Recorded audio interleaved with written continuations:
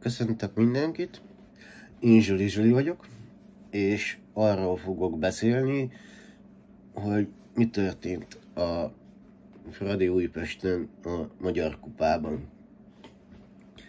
Az eredmény az 3-1 lett, az fix. Tovább jutott a Fradi, és majd az MTK-val fog találkozni, ha jól emlékszem. És jól néztem. Aztán, amiről még lehet beszélni, hogy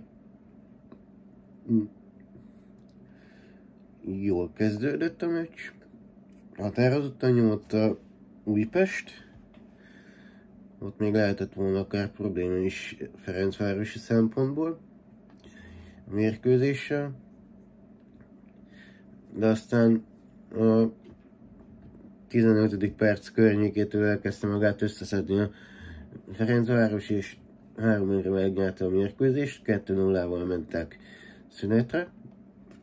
Aztán a második félidő elején gyorsan vágott még egy gólt a Fradi, aztán valahol ott a vége fele volt a szépítőgól. Egyébként az se volt egy csúnya fejes, azt azért be kell ismerni. Küzdelmes mérkőzés volt, nekem kimondottan tetszett. Mondjuk a taktikákat nem tudom, mert edző még mindig nem vagyok, meg nem látok ennyire bele, hogy melyik csapatnak mi a taktikája, mert alapján focizik. De egy kimondottan élvezhető mérkőzés volt. Játékvezetői szempontból nem volt probléma. Játékvezető jól vezette a mérkőzést egy derbihez megfelelően. Hagyta a derbi hangulatot. Viszont én a büntetőlapokból kicsit többet adtam volna. Az mindenféleképpen úgy gondolom, hogy igaz róla, hogy több büntetőlapot kiszórtam volna, mert ott a 15. másodpercben is minimum egy sárgát, de lehet, hogy inkább egy pirosat. Ott volt egy igencsak sérülő és veszélyes becsúszás.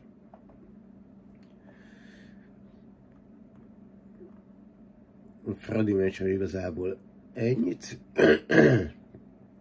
Ettől többet úgy gondolom, hogy nem biztos, hogy érdemes róla beszélni.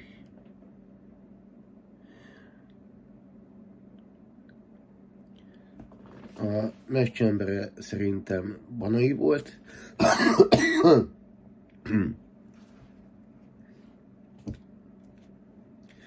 Igen. Ja, szerintem Banai volt a meccsembere, mert amiket védett, hát azért nem volt semmi.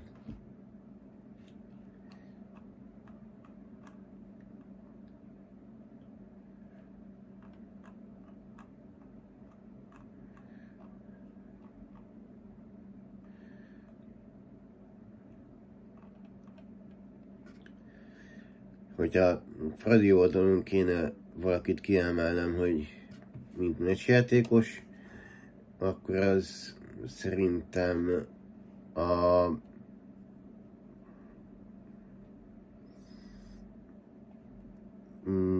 Tóth Alex lenne.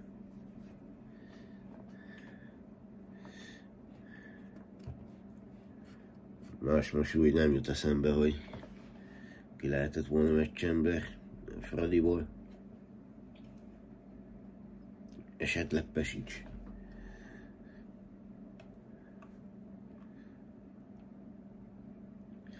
Aztán, amiről még itt lehet beszélni, az az, hogy mi a lópéniszére megy a újpestieknek. Kezdődik ott a probléma, hogy Diósgyőrbe 1-1-et játszottak, utána kikaptak Győrbe 3-0-ra, Zalaegerszeg ellen kikaptak 2-1-re, és szerintem már ott is vezettek.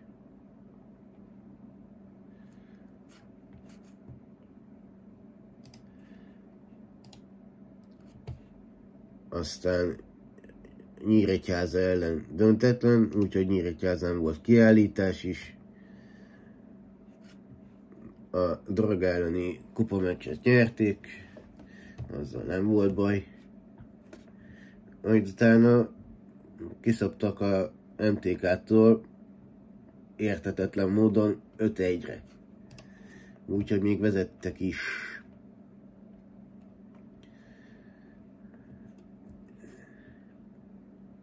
Hírséget mondtam, nem vezettek. A 38. percben már betalált ugye az MTK büntetőből, aztán a 56. percben volt az egyenlítés, aztán Jurina gól, Gruber Zsombor, Varjú Benedek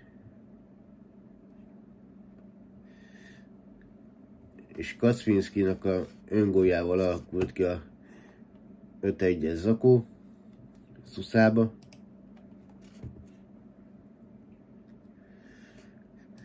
Aztán Puskás ellen 1-1-et játszottak,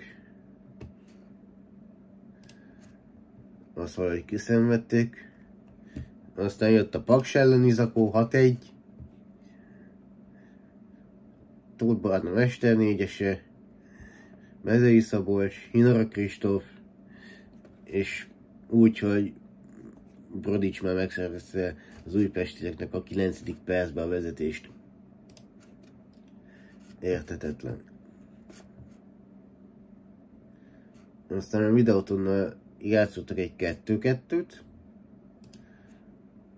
úgyhogy itt már lehet kezdik összekapni magukat.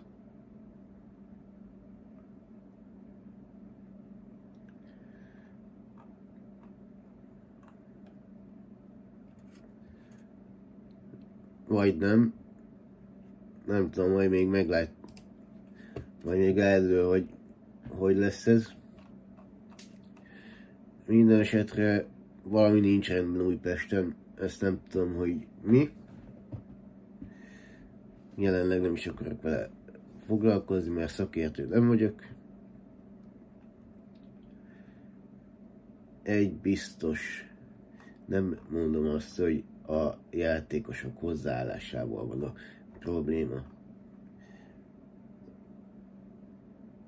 Legalábbis elő semmiképpen. Hátul már több probléma van. És valakinek tudna kéne, hogy mikor kell abba hagyni a profi szintű labdarúgást. Gondolok itt például Fiola Attilára, hogy rengeteg gólt kap róla az Újpest. De mondom, nem vagyok szakértője a témának. Én csak ennyit akartam elmondani, hogy mit gondolok erről az egész helyzetről, hogy így játszik az Újpest. Ilyen csúnyák az eredmények. Meg úgy összességében a derbiről akartam beszélni egy pár szót.